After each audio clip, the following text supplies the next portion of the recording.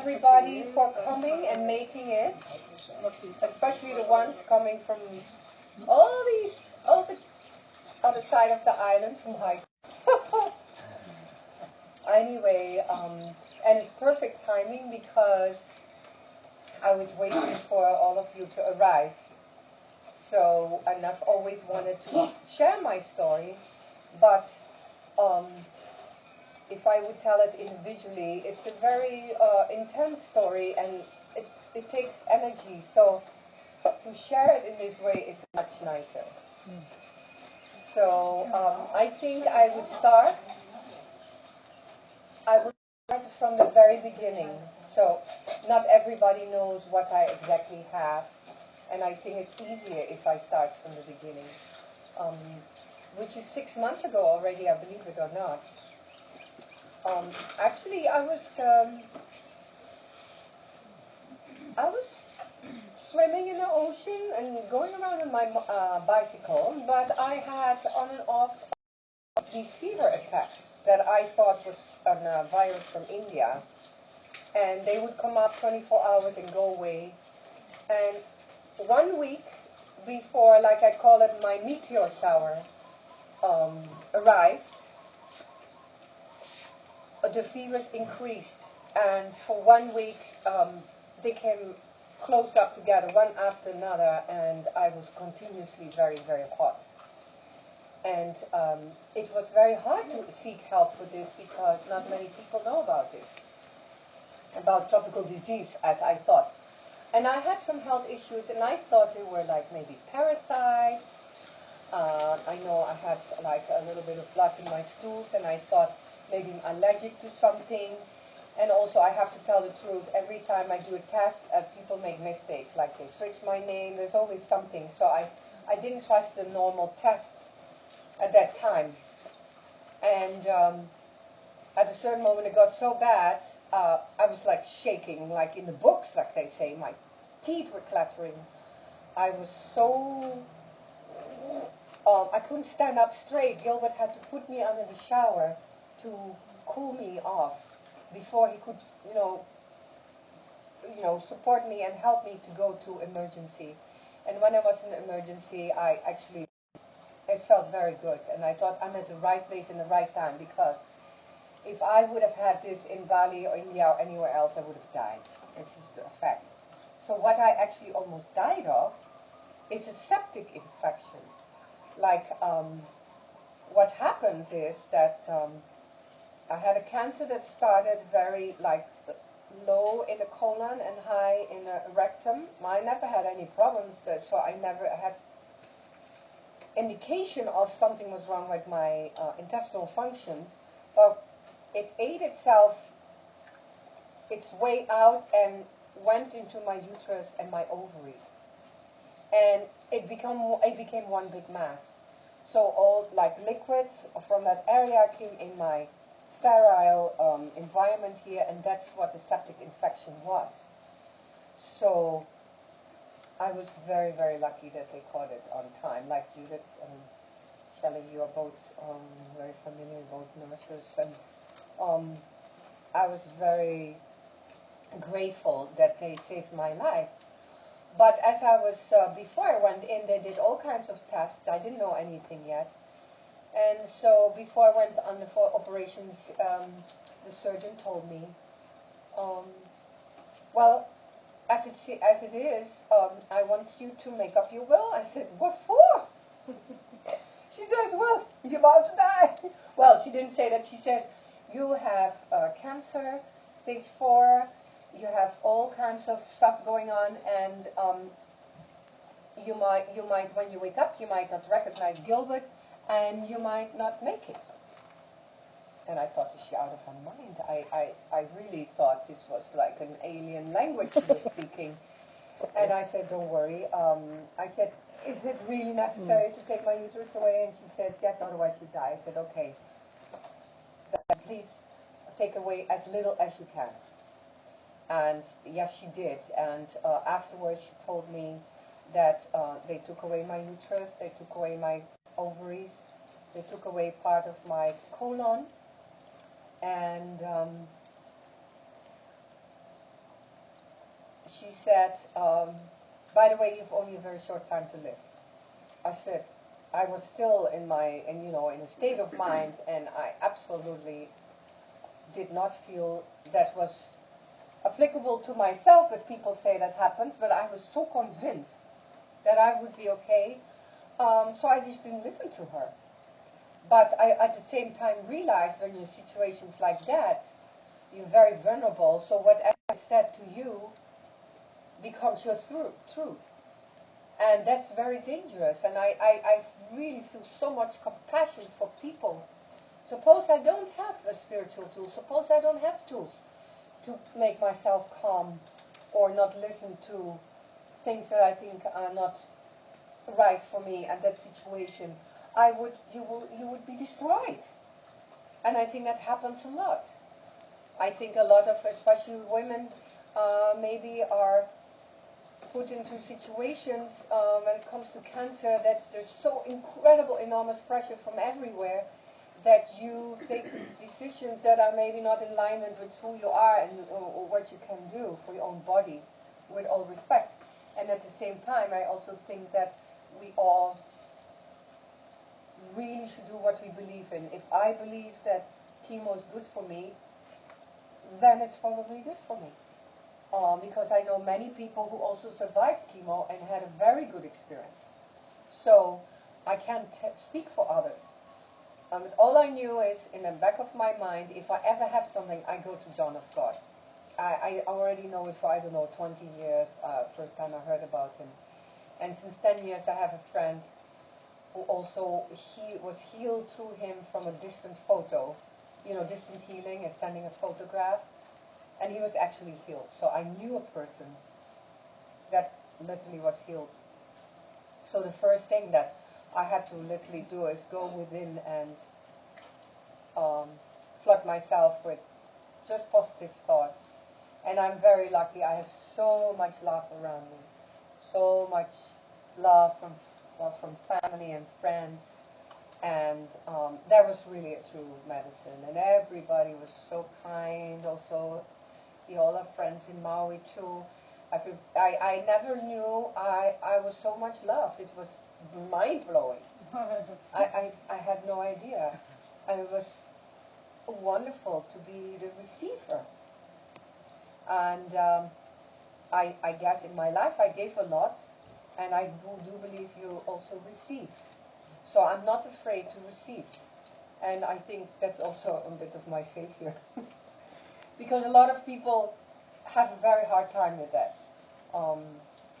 And so after that, we had friends who went through the same thing, and they offered this special diet that I'm still on and off on, if my discipline is strong enough.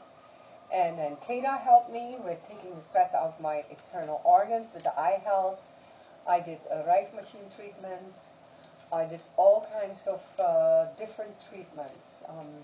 Different healers came by.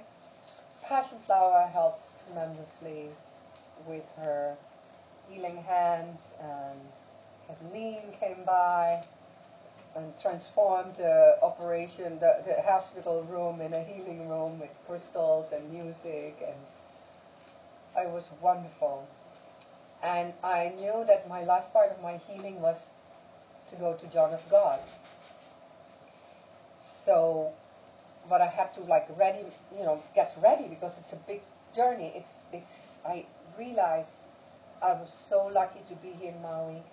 It was so peaceful, so close to the ocean, no traffic, no stress. Because once you go out in the world, and as I've noticed this time, there is a tremendous amount of stress. Just the mere fact in airplanes, changing climates, changing food, changing languages, the whole thing. And and in the meanwhile, my dear father, my sweet father, passed away. And very peacefully in his sleep, and I was very happy with, he wanted to join my mom. So, in the meanwhile, I flew from Maui to Los Angeles, met up with Orion, my son, and then flew to Amsterdam, we did an amazing ceremony for my father, very loving. Came back, and 2 days later, with two of the very close girlfriends, who I asked to join me, and they very gratefully accepted and thankfully for me said, yes, I come with you, because I could have gone along, but I felt not yet strong enough. Because, it's going into the unknown, which normally I would not have trouble with, but in this state of mind you do. You are like a little baby, like doing the first steps. So, and then I had my first stress attack, which is very alien to me. This strange sensation in my stomach on my way to Brazil. I thought, what is this? And I realized, a lot of people have this. It's horrible. It's like, it makes you like, it makes you not want to move. And it makes you not want to do anything. But I got over it, of course. And once we were in the airplane, and with my girlfriends, we landed in Brasilia. And then we took a taxi ride into Abadjania, where John of God is. And it was very interesting, because when I was still in Maui, I was still in a rosy state of mind, like everything was so peaceful, and it was loving, and it was so sweet and easy. And then I was just coming from this cloud. It had to happen. So on the way to Abadjania, I look out the window and I see this rainforest like being cut down. And you can see the grass is green, yes. And I thought, oh no, I'm in the third world, and I'm again back into destruction of nature. And I got all these thoughts. I thought, oh, this is not fun, these kind of thoughts. What's happening to me? But some people say that the entities work on you from a distance. And my very first healing, a good friend of mine, is very close to John of God. She works there all the time. I sent her my photo to her, and straight away sent it to him, and he said, I can help her, because they're honest. If they want you to do chemo, they also tell you to, or they're not against it. It's all up to you. And I really felt a strong connection, and she sent me the herbs. So you basically already made the bridge and a connection. So they say that already in the airplane I felt like strange swirling sensations that I started to recognize as the entities, as the spirits that work through him. It has a very distinct flavor, and it's definitely something not yourself, but something beneficial. And so I arrived, and then the town was just a little passion flower, has been there years ago, and she already, told me a few things that I knew what to expect. And I knew it was a little town, and I thought, I kind of thought it was more romantic, it's like old third world, and it's all like falling apart, and it's like, and I thought, what is happening to you? Shut up, I said to myself, can you not just be here? But it was part of the process too. And that's the one thing that, this healing brought into place is that to bring yourself with in contact with your deepest self, which was I already working on, but also the shadow side, the side that you don't want to see. The side that I say, oh, it's yucky, I don't want to see it. But it was very interesting, because it's really, you were shown the black and the white, the good and the bad, and your actions then and the result now, and all throughout your life. So we waited for the day that it was an introduction, and you need it, because so many people, I don't know, we were in a time where there was an amazing amount of Brazilians. They come in busloads, and suddenly, it's not that you're like this far, you're this close apart, and every time you want to see it, you have to wait 3 or 4 hours. And the minute I stepped into that hall, I thought I was going to faint. It was like all this swirling in my stomach, and I said to Susan, I have to sit down. So I managed to find a place against the wall and sat down, and you already feel it. You already feel there's thousands of spirits, and it's overwhelming. And there's times you even feel you want to vomit because it's just so strong current. And there's actually such a thing called a current room. So when you stand in line, you come first into this room. So John of God sometimes comes out, and we all were a little bit fearful because he does physical operations where he literally scrapes your eyeballs with a kitchen knife. And he puts things up in your nose that goes all the way through your pituitary glands. And he just operates people while you're standing up straight and takes tumors out and God knows what. And nobody screams, nobody is like fainting or anything like it, no infections. Because he does things like a psychic, a narcosis, like he puts his hand on people and people just completely relax. And we met the first day, we met this American who said that he chose for the physical operation. Otherwise you get the psychic operation. That's what we wanted. We didn't want the scary physical operation. But he said he felt it, but he didn't feel pain. He heard the voices in the background, Brazilian, talking, and he heard in his head, in English, it's loose now. They went through his nose with this instrument, through the nostrils, all the way up. And somebody said it's loose now, and then he pulled it out, he put his head forward, all his blood came out. And he felt instantly healed. He had some issue with his esophagus. So, but we wanted a psychic surgery, so they tell you if you get one. He describes you either a psychic surgery or there's these crystal beds, or baths as they call it. It's a bed with 6 giant crystals that have laser beams going up and down the chakras, very powerful. Or you go to the sacred waterfall where you get cleansed, or you have to sit in the current rooms, and I will explain that. So he sits, it's actually an amazing principle. He sits on like some kind of chair, like a throne, and he has translators, all 4 languages around him, but a lot of Brazilian.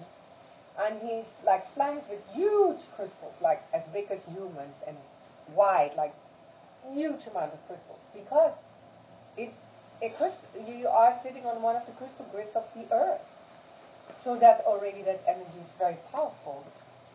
Then before you go to him, it's like an L-shaped room, there are these current rooms. And the first room is where everybody is dressed in white, and everybody sits and meditates for hours at a time and sends love and healing to John of God and the entities. But very, very intensely. And you step in the room and you go, oh my God, you feel it. It's like you're stepping into some kind of an high voltage energy net, because you can imagine everybody's extremely focused, and one session lasts 4 hours, and if you want to go to the toilet you have to ask permission, and somebody guides you to the toilet, somebody else takes your space. So you close your eyes, your legs are uncrossed, your hands are uncrossed, and you sit and you send love and healing, and you feel it when you go into these spaces, these rooms. So as you walk through these rooms, at the very end, near him, there are all the very powerful mediums. People from all over the world, very unusual looking people. Also, I saw a black lady that looked like a rubber doll, very like a creature from another planet. Very powerful beings sitting there, holding their energy. Because what his body is very hard to take on a human body, what he does. He does it for 58 years, and every Wednesday, Thursday, and Friday, every week of the year, every week. And he is in his 70s, I think early 70s. he himself doesn't look so healthy. He's overweight and so on because, he's sitting in trance all the time. Like he said, I'm a normal human being. I don't, I'm not a prophet. I don't claim anything. I'm just a messenger. And he's humble about this. And I really appreciate it. And the first time I was in line, he said, operation now. I said, oh my God. I mean, I thought maybe he meant the real operation, and I was like, oh shit, I hope it doesn't happen to me. But it only means you come back in the afternoon at 2 o'clock. He's waiting again another, God knows how long, many hours. And you go in a special room where he comes in. Like in the meanwhile, the stream of people doesn't stop. So he then takes a break from the stream of people, goes to the psychic operation room, and talks you and blesses you and tells you to link up with God and feel the gratitude flowing. And it was very interesting because everybody has a different experience. So in my case, I felt like my eyeballs were pushed back. And at first, then you have to straight go through your guest house and lie down for 24 hours. And go deep within. And it was very powerful. I definitely felt all kinds of sensations. I first thought it would be very physical, but I had the physical part in the beginning. It was like very psychological, mental, and emotional. It was like somebody was like looking into my memory and going, like a book, and saying, look at this. And this memory comes alive. I think, oh my God, is that happened so and so? I never thought about this memory for so many years. So you go through all these amazing events in your life that you didn't make any connection with.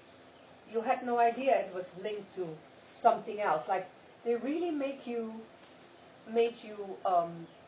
look within the archives of your being, like the Akashic records, or and the effect certain memories have on you. And I thought it was not always pleasant, but it was very good. Like also very emotional, like take responsibility for the things that you have said and done. And that how it affected you later in life. So that was the first psychic operation I had. And then a week later, they do such a thing called the spiritual removal of your stitches, which was very interesting. Where you dress in white, a week later, you drink holy water, and you lie down just for the night, not in the daytime. And that was very powerful. It was really like people are pulling and pushing you and digging in my abdominal area, and I thought, what? I woke up and I said, what are you doing? And boom, I fell asleep again. It was very, very physical, that one. Very interesting. And my girlfriends had also very strong reactions with the memories coming back, and also with the memories coming back, they also came back certain reactions that they had. And something that we might have wanted to pursue or have to pursue to finish these certain stories. And so this was a very also psychological thing, emotional and psychological, and I learned so much about it. And including with the crystal baths. The first time I had a session, my third eye was like pounding, like, what I thought, oh my God, this is so intense, because it's all so magnified by the crystals and the energy and the spirits. And also one thing that was very, very touching for me, and I guess I always believed in immortality, but I never allowed myself to die. From the minute I got this, I knew I would live. But they showed me in order to live, you have to see all possibilities. And so the experience in John of God allowed me to die to myself. So I died, and it was so beautiful. It was too beautiful. It was so easy. And to dissolve it into the light was incredible. And I said to myself, I want to go there, but I'm not ready yet. I want to stay. And so I came back, but I realized it was the best thing ever to go, to go to this, literally let myself die. Because I love life so much. And I was in a survival instinct, and I had to do it. I had to do it. No, you don't have to, but yes, in order to face life and death, you are posed with both things. And that was a very beautiful gift he gave me. And I will always remember that. So in the meanwhile, we were like a little bit of naughty girls, because everybody was like all the time there with John of God in the bubble, as I said. But we did 1 week with John of God, and then Wednesday, Thursday, Friday, and then the rest of the days you do your own thing, and I did. But then we did a round of John of God, and then I was exhausted because there were so many people. All the energies. I mean, no matter what, and Pashplau knows exactly what I talk about. You're not only, there is so much light from the entities, but some people that you might stand next to, have certain issues that when you are sensitive, it affects you. So we just took a taxi and we went to go to Alto Paraíso and to see this beautiful waterfalls, which were very, very special area, because I really didn't know that this is the area where UFO lands. So we went from one special spiritual area to another, and you have been there too, right? And people are very esoteric there. All the healers come there. It's like all this highway of crystal, all the way from where John of God is, all the way to Venezuela. They say from space, they look down and they see this incredible crystal grid. So it's the vibration of it is very high. And you feel it. You see it in the cloud formations. You see it in the land. And so we went there, and then we came for the last round with John of God, and it was pretty amazing. And it was an incredible, and I'm very happy that I had this experience, and that Gilbert had the wisdom to let me go. It was hard for him, because he was, of course, when you love someone, you are like worried that when something like this happens, or you just want them to be safe, and it was tough. And I must admit, it affected my immune system. I got diarrhea in Brazil, and there was mosquitoes, there were huge spiders. It was, you get woken up again, because, you get woken up from your dream. Because Maui is very sedative.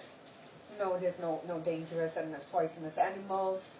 And there you have to wake up. This is it's not exactly the Amazon, but it's the fringe of the Amazon.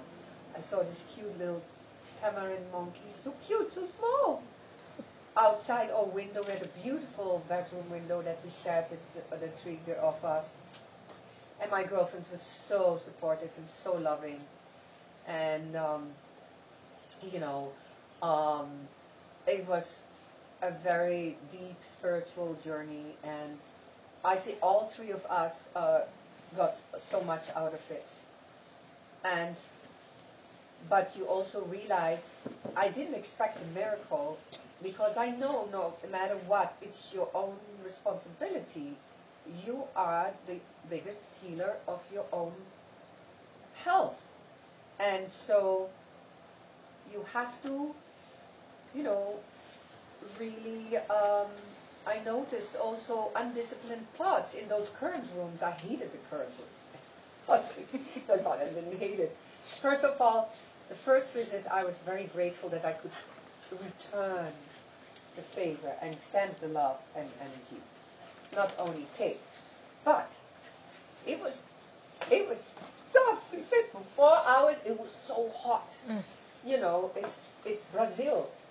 And then the fans are blowing, and then the fans are blowing on you, you get ice cold. So people, and then you can't open your eyes. And I want to see we were peeping every now and then, opening your eyes. What's he doing? He's like taking stuff out of people.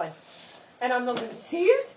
I said, I want to see every now and then, and your bag. Sorry to keep your back straight. So that was tough. It was not easy. It was hard work, I have to say. It's the truth. Maybe for others it's easier, but you would agree, right? It's hard work. And so be it, because we want to get healthy, we want to get back to this nice rhythm. You have to do something for it. And yeah, I absolutely don't regret that this happened. I've always thought it out, and I'm very happy that I followed my intuition and did it. And yeah, thank you for listening to me. On the way back, my last thing I want to say, I lost a little bit more weight, but I will gain it back again. And I realized after John of God that I'm on a new pace, so I went to see a naturopath in LA to readjust my supplements, because my hair was falling out, and he said because of your hormones, if they take out your uterus, all your hormones fall out. You have no hormones left at all from 1 minute to another.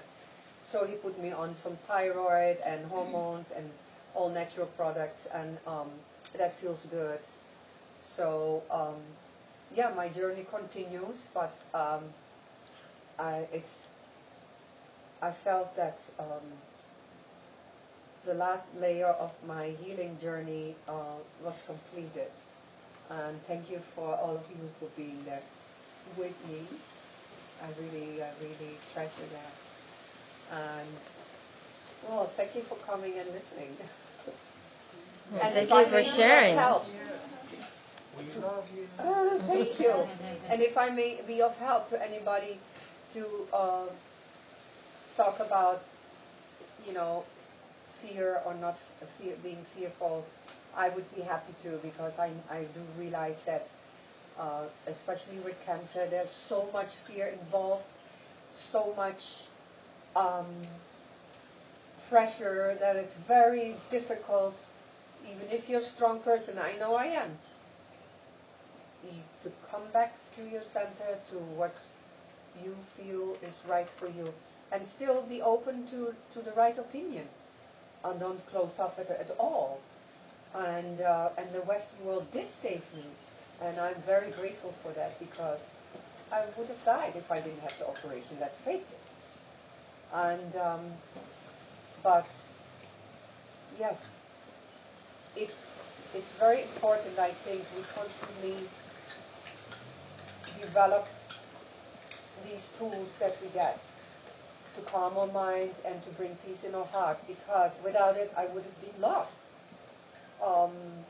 And it's very tough. So I'm a lucky girl. That's all I can say. Thank you.